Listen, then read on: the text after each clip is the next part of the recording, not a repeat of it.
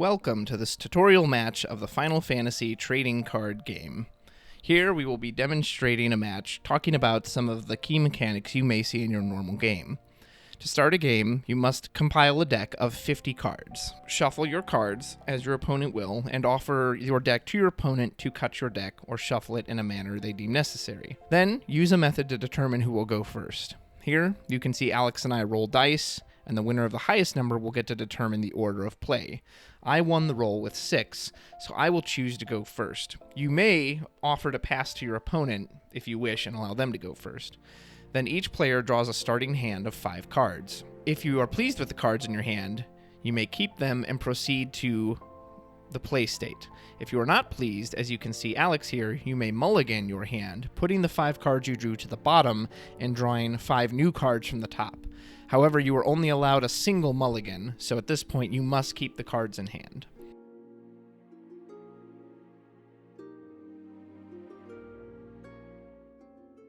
You will then draw 1 card for your draw phase if you are going first.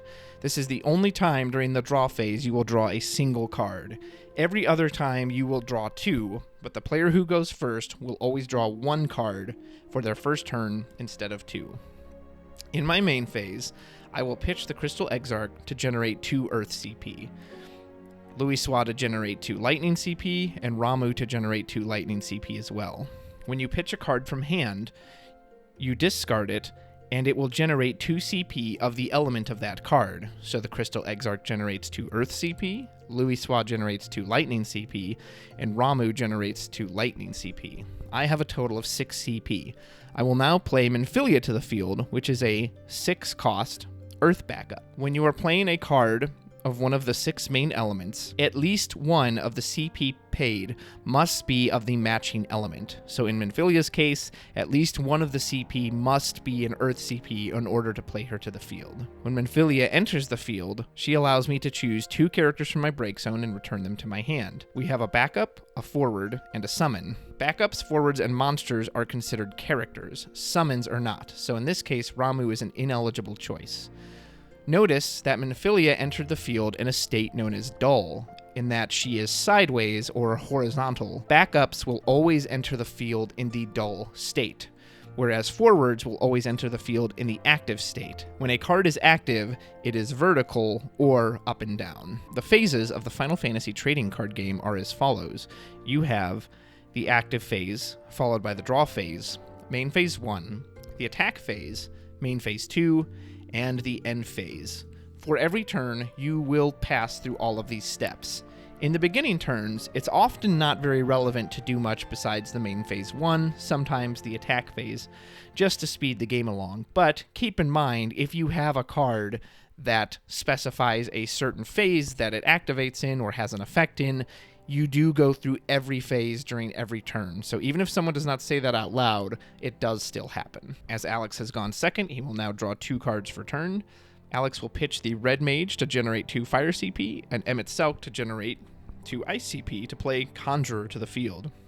Note that Conjurer is a 3-cost Ice backup. Alex paid 4 CP for this backup, CP meaning crystal points. However, you are allowed to pay 1 CP over a card's cost when you are discarding from hand, but be aware that that CP is then lost. It does not hang around, it does not float around, it can no longer be used. When Conjurer enters the field, it lets him pull back a job standard unit from his break zone, and in this case he will select the Red Mage. At this point he will pass back to me. It is beneficial to get backups down early because they can generate CP for you, so you're not constantly trying to pay for things just from your hand size. Now on this turn, I'll tap Minfilia for 1 Earth CP, and then I'll pitch a Dragoon to generate 2 Lightning CP to play Louisoix to the field, which is a 3 CP Lightning backup. Note that I was able to play this card what they refer to as on curve. For example, unlike Alex, who overpaid for his 3 CP card by using a total of 4 CP and he was forced to lose one of those CP, by tapping my Minfilia first and then pitching one, I was able to pay exactly 3 CP for this Louisoix, so therefore I have paid for it on curve, or I have paid for it in its exact cost. When Louisoix enters the field, I am allowed to search my deck for a card named Alice and add it to my hand. Anytime you search for a card, reveal it to your opponent. Then shuffle your deck afterwards, and you may offer your deck to your opponent to cut or shuffle if they so desire. But just remember, when you're searching for a card, even if it's a specific card, in this case it has to be Alice or Alphino, you still must show the card you are retrieving to your opponent. Alex will pitch Nail to generate 2 fire CP and play the Yotsuyu backup for 2 fire CP. Then he will tap his Conjurer to generate 1 ice CP. He will then play his Flan monster from his hand to the field. Monsters like forwards are played to the field in the active state. If you notice, during my active phase, all of the characters you control will reactivate or enter the active state. This allows you to generate CP off backups, and it will change any forwards or monsters that were in the dull state back to the active one. This occurs first before the draw phase. I will tap Louisoix to generate 1 lightning CP, and Minfilia for 1 earth CP to play Cryo from my hand. Then I will pay Louisoix to play Alice to the field. Both are 2 CP backups, and then I pass to my opponent.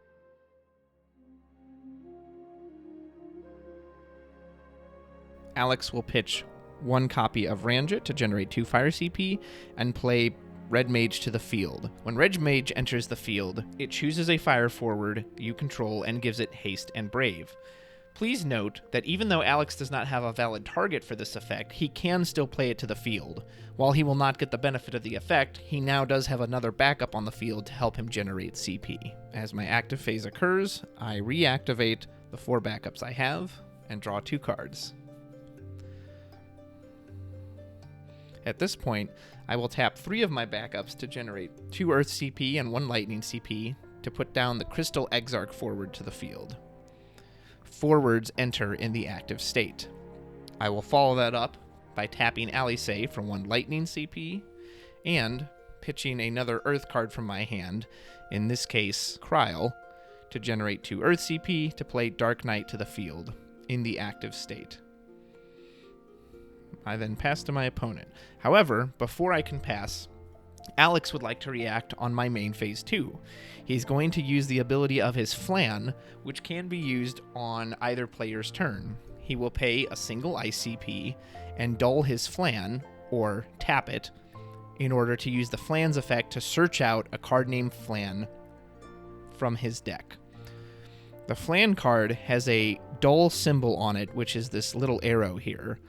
Any card that has the dull symbol, the card must be in the active state to use that effect. So it must go from the active state to the dull state in order to satisfy the conditions of that ability. Since Alex searched a card, he will reveal the Flan he chose, shuffle his deck, and at this point, priority will return to me as it is still my turn. So I could react now at this point. Even though I've already declared I wanted to pass, I've now given a chance to play something else as well, as it's still my main phase 2. However, at this point, I no longer wish to do anything.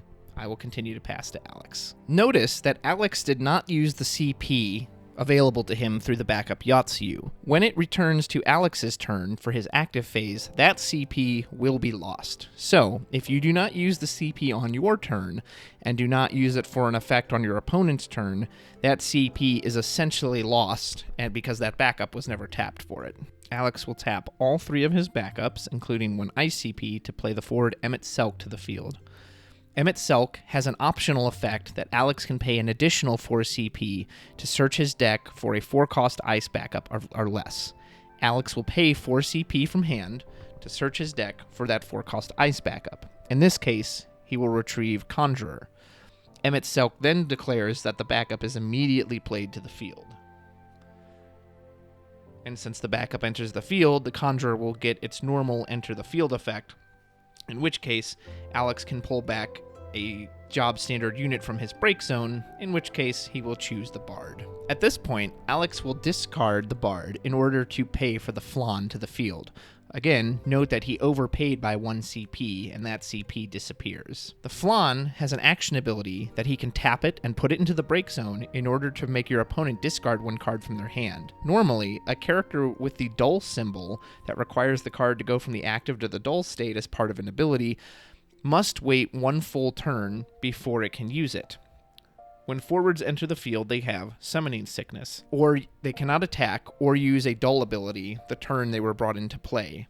However, monsters do not have Summoning Sickness, so even though this monster was played this turn, it is able to immediately use its dull effect. In order for a card to go from the active to the dull state via attacking or using one of your own abilities with that requirement, it must have been on the field and under your control from the start of your turn. The only way around this is if you have the keyword Haste, which allows a forward to attack the turn it entered and allows any card with the dull effect to use that the turn it entered as well. To satisfy the requirements of the discard, I will discard Raubon from my hand.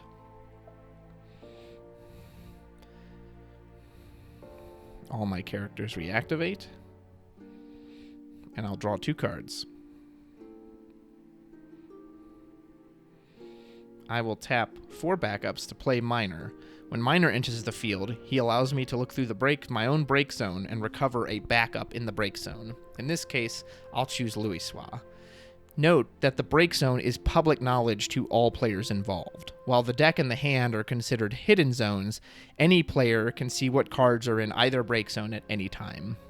At this point, I'll move to the combat phase. When I enter combat, the Crystal Exarch's auto ability triggers, which states that I may choose one forward and give it 2,000 power until the end of the turn. In this case, I will choose to raise the Crystal Exarch's power level by 2,000. The power level of a forward is printed in the bottom right corner. The Crystal Exarch's base power is 7,000, and his auto ability will raise his power until the end of the turn to 9,000. I personally like to use dice to denote when a forward has more power than the printing on the card indicates. This is completely optional and is not required. It is just your personal preference. Then I will declare an attack with the Crystal Exarch. In order for a forward to attack, choose the forward you wish to attack, declare its attack. Then a forward must go from the active state to the dull state when it is attacking. Dull forwards cannot attack. And likewise, dull forwards can also not block.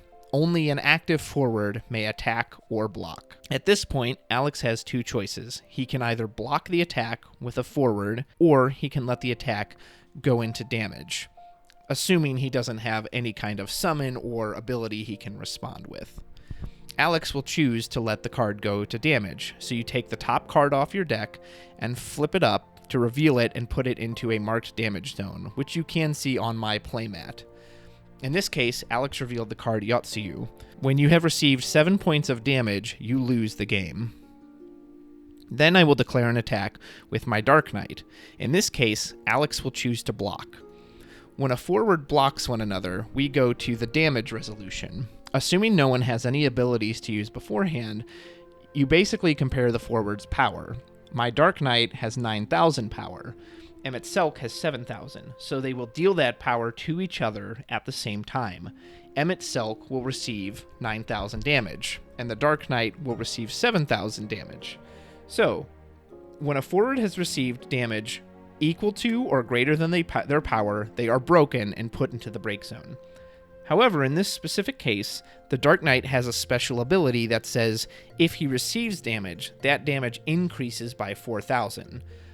So while normally Emmett Selk would deal 7,000 to most forwards, in this case, when he deals 7,000 to the Dark Knight, it will be increased by an additional 4,000, for a total of 11,000 damage.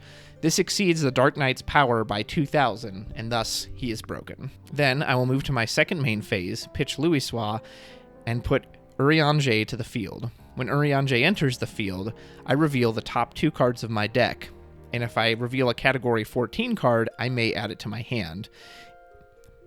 In this case, Thancred is Category 14, but Ramuh is not, so I must select Thancred for my card. The other card is then put to the bottom of the deck. There is no shuffling involved here.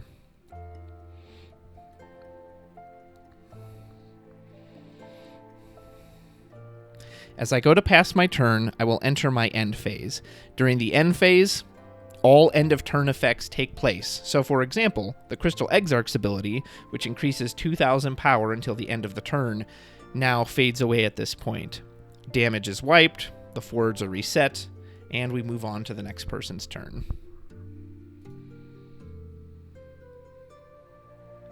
Alex will tap all 4 of his backups to cast the summon Ifrit. Summons can be cast anytime you have priority. This can be done in the middle of combat, main phase, whenever you are given priority. That will be delved into deeper in a later video. Ifrit targets one of my forwards and deals it 7,000 damage. In this case, Alex will choose my Crystal Exarch. Since it has received damage equal to its power, it is now broken and is placed in the break zone. The summon is then discarded to the break zone as well. Alex will then pitch Emmett Selk to cast Titania. Now note, Titania has a special restriction. She can only be cast when you have one of each type in the break zone. As Alex is demonstrating here, he now has a forward, a summon, a monster, and a backup in the break zone. Therefore, he has satisfied Titania's restriction, and she may be cast to the field normally. Now, when Titania enters the field, she is allowed to dull and freeze 2 of my characters. The characters he will choose are Urianger, my forward, as well as my backup Minfilia. While there is no official way to denote that a character has been frozen, the most common way is that players will turn the card completely upside down to denote that it is currently frozen. However, keep in mind that dulling and freezing are not the same things. Sometimes an active card can be frozen. In this case, you may wish to put a dice or some other marker to denote that that character is frozen.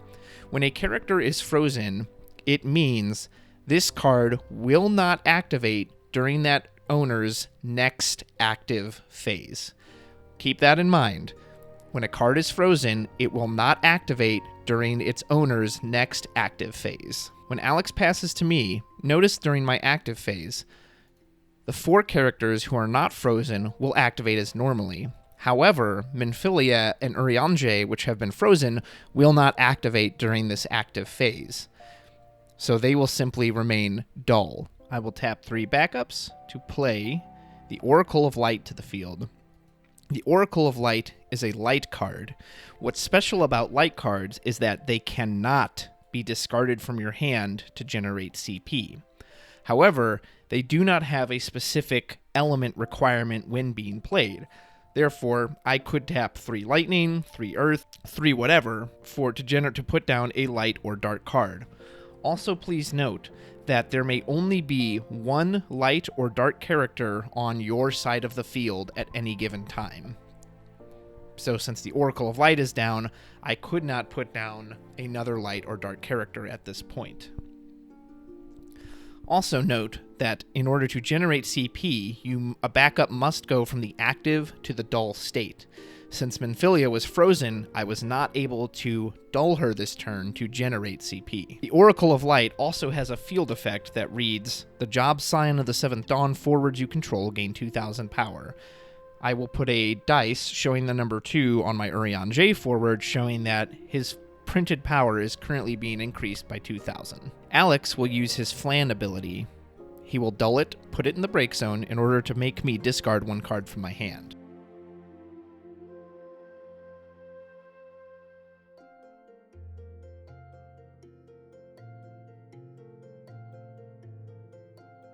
Alex proceeds to tap all 4 of his backups to play the card Innocence, also a light card. Note, it is acceptable to have a light or dark card on your side of the field and for your opponent to have one on their side of the field. You simply cannot have more than 1 on your side of the field. Alex will proceed to combat and declare an attack with Titania, taking her from the active to the dull state. I will take the point of damage and put it in my damage zone, in this case revealing the card Momodi. Please note that no matter how much power a forward has, it will always deal you a single point of damage. As Urianger and Minfilia are no longer frozen, they will activate this turn during my active phase.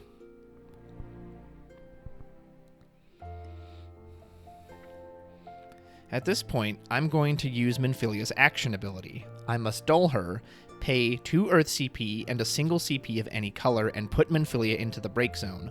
When I do so, I may choose a character that is light or dark my opponent controls and break it. In this case, I will break Alex's Innocence. Now, I will declare an attack with the Oracle of Light.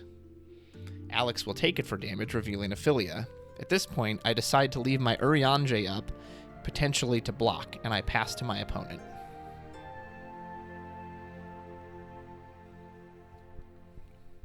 Alex will tap all 4 of his backups to play Ranjit to the field. Ranjit has a special ability that says his cost is reduced for the number of backups you control. So while Ranjit's cost is labeled as 8 CP, in this case, he only costs 4 for Alex to cast to the field. When Ranjit enters the field, he is able to choose one of my forwards and deal it 8,000 damage. Alex will choose my Oracle of Light, sending it to the break zone. However, my Oracle of Light has an ability that when it goes to the break zone, I may remove it from the game. When I do so, I can choose a Scion of the Seventh Dawn in my break zone and play it onto the field dull. In this case, I will choose my Minfilia backup to return it to the field. Its enter the field effect will trigger, and I will be able to recover 2 cards from the break zone that are characters. Now note, in this case, with the Oracle of Light, it specifically says play it onto the field dull. So while a backup would always enter the field dull, had I chosen a forward, it would enter the field dull as well, despite the fact that normally forwards would enter the field in the active state. Alex pitches his Filia card in order to play Red Mage. Red Mage now has a target and will give Ranjit Haste and Brave until the end of the turn. The keyword Haste allows a forward to attack the turn it was played. Alex will move to combat and attack with Titania.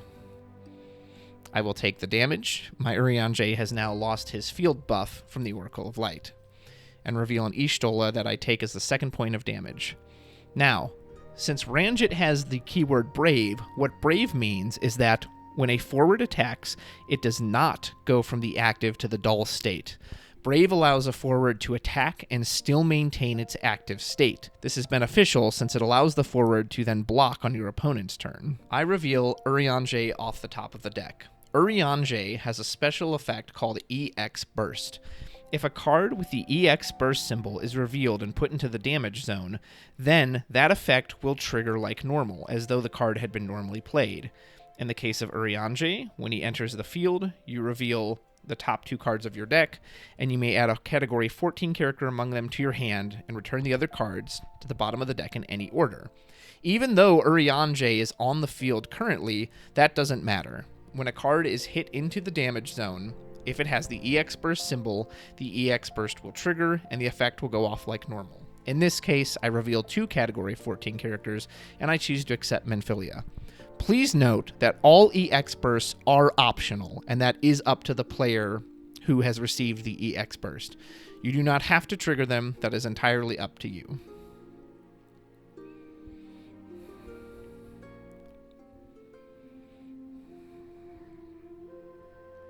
I will tap 4 backups to play Thancred from my hand to the field.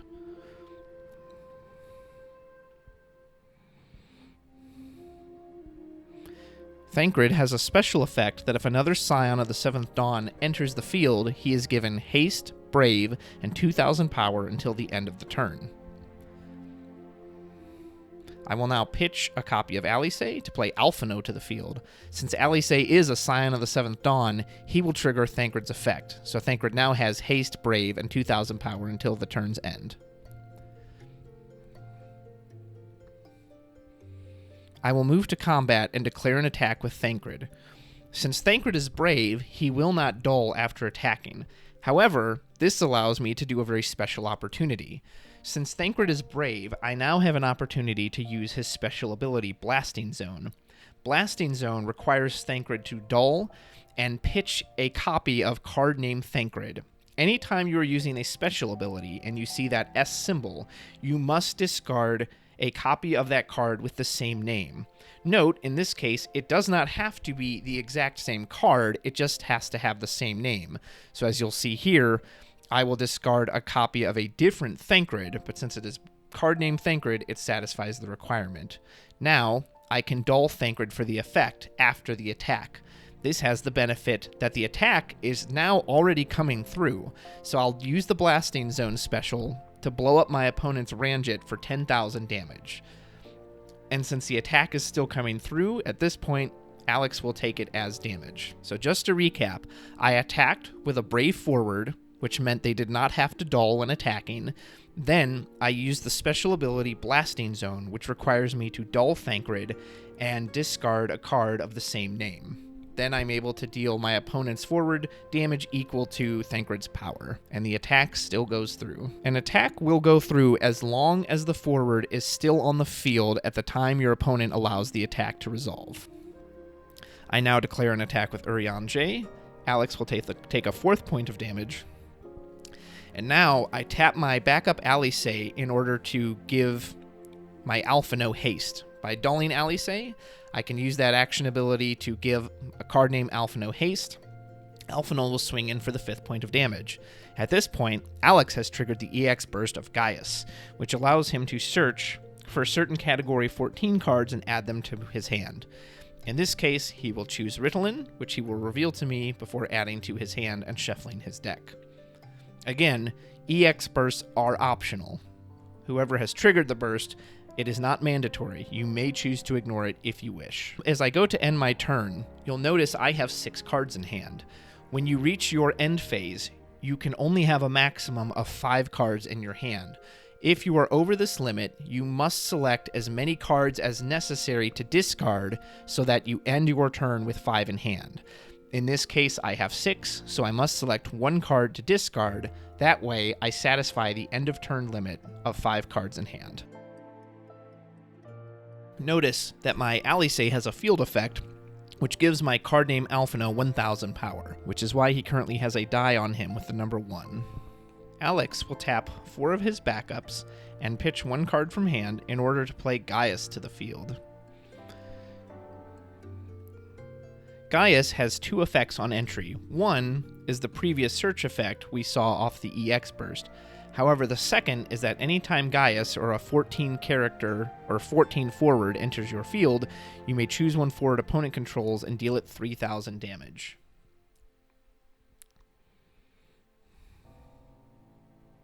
You may often hear this referred to as ping damage, as damage will come in multiple sources and not one big chunk. Gaius will choose to deal 3000 damage to my Alphino, at which point I will grab another die and put it on there with the number 3 showing that Alphino has taken 3000 damage.